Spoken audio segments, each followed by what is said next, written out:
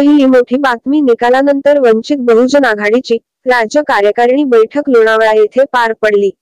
महाविकास आघाडीसोबत युती न झाल्याने 18व्या लोकसभा निवडणुकीत महाविकास आघाडी आणि महायुती यांच्या विरोधात लढण्याची वेळ वंचित बहुजन आघाडीवर आली।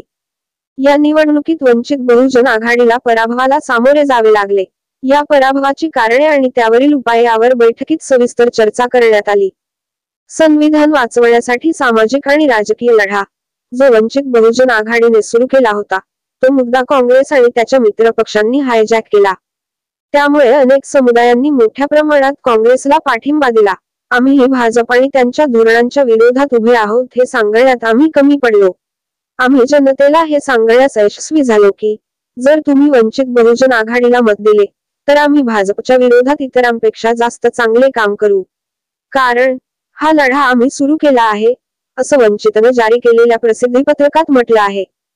दुसरी मोठी बातमी देशात तिसऱ्यांदा एनडीएचे सरकार स्थापन झाल्यानंतर आता लोकसभा अध्यक्षपदावरून राजकारण तापले आहे।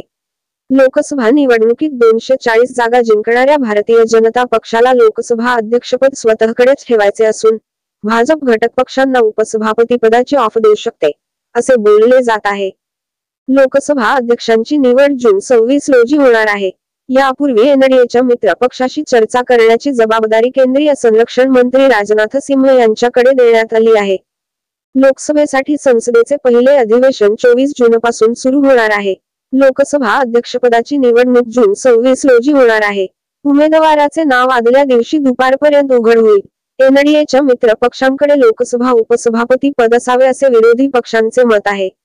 तसे न झाल्यास इंडिया आघाडी लोकसभेच्या उपसभापती पदासाठी आपला उमेदवार उभा करू शकते, असे सूत्रांचे म्हणणे आहे। तिसरी मोठी बातमी लोकसभा निवडणुकीत भाजपच्या 400 पारच्या नाऱ्याला महाराष्ट्रातून सुरुंग लागला। मोदींच्या चेहऱ्यावर निवडणूक लढवणाऱ्या महाविकास आघाडीला येथे फारसा चमत्कार करता आला नाही। दुसरीकडे पक्षफुटीनंतरही महाविकास आघाडीने जास्त जागा जिंकल्या, त्यामुळे विधानसभेसाठी भाजप कामाला लागली आहे। विधानसभा निवडणुकीसाठी भाजपची तयारी सुरू आहे। महाराष्ट्रासाठी केंद्रीय मंत्री भूपेंद्र यादव महाराष्ट्राचे भाजप प्रभारी तर अश्विनी वैष्णव भाजप सहप्रभारी असतील अशी माहिती समोर येत आहे। चौथी मोठी बातमी महायुतीचं सरकार फक्त 6 महिने आहे, नोव्हेंबरमध्ये आपल्याला मविया सरकार बसवायचं आहे, असं म्हणत आदित्य ठाकरे यांनी रणशिंग फुंकलं आहे। आपण कुठून सुरू केलं, भाजपनं कुठून केलं, ते एवढे असून 9 वर आहेत। आपले इतके पळून गेले तरी आपण 9 आहोत।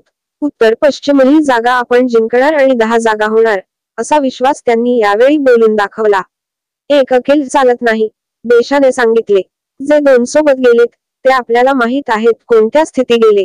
अरविंद सावंत, तुम्ही काहीच दिवस विरोधी बाकावर आहे, असंही आदित्य ठाकरेंनी मुंबई येथील भाषणावेळी सांगितलं। पाचवी मोठी बातमी वनराई पोलीस ठाण्याचे पीआय राजभर हे अचानक रजेवर का गेले की त्यांना रजेवर पाठवण्यात आले। वायकर यांना विजयी करणारा मोबाईल फोन पोलीस ठाण्यातून बदलण्याचा प्रयत्न झाला। वायकर यांचा खास माणूस जो त्यांचा नातेवाईक असल्याचे सांगितले जाते ते म्हणजे निवृत्त पीआय सातारकर हे वनराई पोलीस ठाण्यात 4 दिवसांपासून काय डील करत होते, असे प्रश्न उपस्थित करत शिवसेना उद्धव बाळासाहेब ठाकरे पक्षाचे खासदार संजय राऊत यांनी उत्तर पश्चिम लोकसभा निवडणूक निकाला प्रकरणात खळबळजनक आरोप केले आहेत। राऊतांनी नव्याने केलेल्या आरोपांमुळे आता अनेक प्रश्न उपस्थित झाले आहेत। 6वी मोठी बातमी लोकसभा निवडणुकीत महाविकास आघाडीनं चितपट केल्यानंतर विधानसभा निवडणुकीपूर्वी महायुती सरकारचा मंत्रिमंडळ विस्तार होणार आहे। या मंत्रिमंडळ विस्ताराकडे राजकीय वर्तुळाचं लक्ष लागलं आहे। विस्तारात कुणाची वर्णी लागणार, कुणाचा पत्ता कट होणार आणि कुणाची खाती बदलली जाणार हे पाहणं औत्सुक्याचं ठरणार आहे। शिंदेच्या शिवसेनेतील अनेक आमदार मंत्रिपदासाठी गुडघ्याला बाशिंग बांधून बसले आहेत। यातच नेहमी वादग्रस्त वक्तव्य आणि विविध कारणांमुळे चर्चेत असलेले हिंगोलीतील कळमनुरी विधानसभा मतदारसंघाचे आमदार संतोष बांगर हे सुद्धा मंत्रिपदासाठी उत्सुक आहेत। 7वी मोठी बातमी 20 वर्षे कोणत्याही पक्षाचा पाठिंबा न घेता प्रहारच्या कार्यकर्त्यांच्या लोकांच्या जीवावर 4 वेळा निवडून आलो आहे। त्यामुळे पाडणे किंवा निवडून येणे यामध्ये आता रवी राणा यांनी बोलणे योग्य नाही।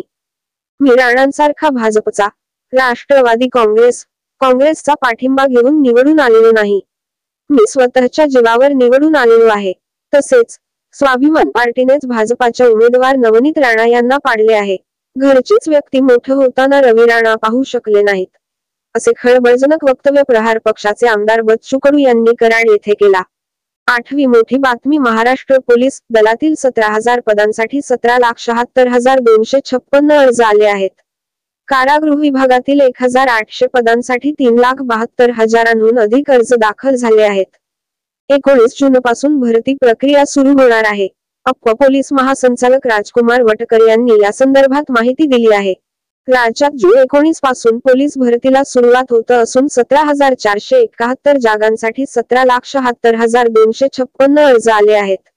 बँड्समन पदासाठी 41 जागा उपलब्ध असून त्यासाठी 32,026 जणांनी अर्ज केले आहेत. तुरुंग विभागातील शिपाई या पदाच्या एका जागेमागे सुमारे 207 उमेदवार स्पर्धेत आहेत.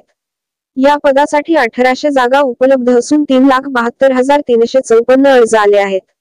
चालक पदासाठी 1,686 जागा उपलब्ध असून 1,98,300 अर्ज एका जागेमागे 117 आले आहेत. सर्वाधिक जागा आणि सर्वाधिक अर्ज पोलीस शिपाई पदासाठी आहेत.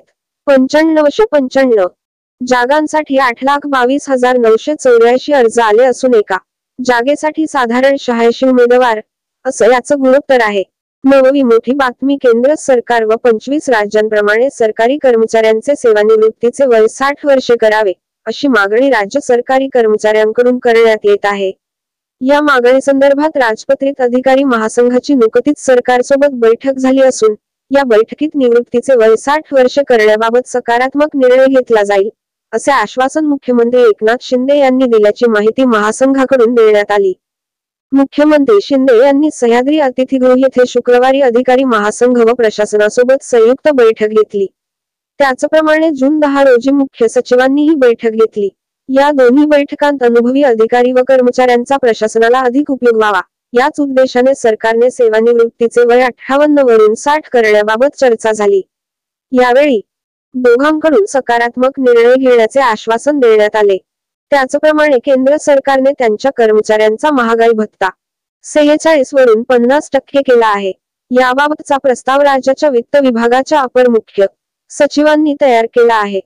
तो शासनाने तत्परतेने मंजूर करावा अशी मागणी करण्यात आली. तसेच महासंघाच्या कल्याण केंद्र उभारणीचे काम गतीने सुरू आहे. ती गती कमी होऊ नये यासाठी अधिक निधी देण्याचे आश्वासन मुख्यमंत्र्यांनी दिले. यावेळी सुधारित पेन्शन योजनेसंदर्भात अधिसूचना काढावी तसेच सरकारी नोकऱ्यांची 3 लाख रिक्त पदे भरावीत अशी मागणीही महासंघाकडून करण्यात आल्याची माहिती महासंघाचे ग. बी. कुलथे यांनी दिली. 10वी मोठी बातमी. लोकसभा निवडणूक निकालानंतर आता राज्यात विधानसभेची तयारी सुरू झाली आहे. लोकसभा निवडणुकीत राज्यात महाविकास आघाडीला जास्त जागा मिळाल्या. आता विधानसभा निवडणुकीसाठी मवियामध्ये जागा वाटपाच्या चर्चांनाही सुरुवात झाली. यात तिन्ही पक्षांची प्राथमिक चर्चा झाली असून राज्यात कुठे कोणाची ताकद जास्त याची चाचपणी केली जात आहे. दरम्यान जागा वाटपावर राष्ट्रवादी काँग्रेस शरद पवार गटाचे आमदार रोहित पवार यांनी मोठं विधान केलं आहे. लोकसभेत राष्ट्रवादीने मोठं मन दाखवलं, आता विधानसभेला जास्त जागा द्याव्या अशी मागणी त्यांनी केली. रोहित पवार म्हणाले की लोकसभा निवडणुकीत राष्ट्रवादी काँग्रेस शरद पवार गटाने मोठं मन दाखवून सेनेला जास्त जागा दिल्या. आता विधानसभेत मवियाने राष्ट्रवादीला जास्त जागा द्याव्यात. आमचे 85 आमदार निवडून आणण्याची इच्छा आहे. त्यासाठी काम करू द्यावे. तसंच जागा वाटपाबाबत वरिष्ठ निर्णय घेतील. केंद्रात एनडीए सरकार सत्तेत आलं असून अजित पवार यांच्या राष्ट्रवादी काँग्रेसकडून मात्र कोणीच मंत्रिपदाची शपथ घेतली नाही. कॅबिनेट मंत्री कोण होणार, मंत्रिपदी कोणाची वर्णी लागेल यावरून विचारले असता रोहित पवार म्हणाले की पक्षाचे अध्यक्ष कोण हे आधी बघावं लागेल. मोदींसोबत दादांपेक्षा प्रफुल्ल पटेल यांचे फोटो दिसतात. पक्षावर दादांपेक्षा पटेल यांची पकड मजबूत आहे. पक्ष नेमका का वेगळा झाला? पटेल यांचे गुजरात मार्गे मोदींशी काही संबंध असतील अशी शंका रोहित पवार यांनी व्यक्त केली. घराणेशाहीच्या मुद्द्यावरून विचारले असता रोहित पवार म्हणाले की शरद पवार यांनी 2014 पर्यंत काँग्रेसच्या सत्तेत सुप्रिया सुळे यांच्याऐवजी प्रफुल्ल पटेल यांना संधी दिली गेली. पक्ष स्थापन झाल्यानंतर मलाही पद नव्हतं.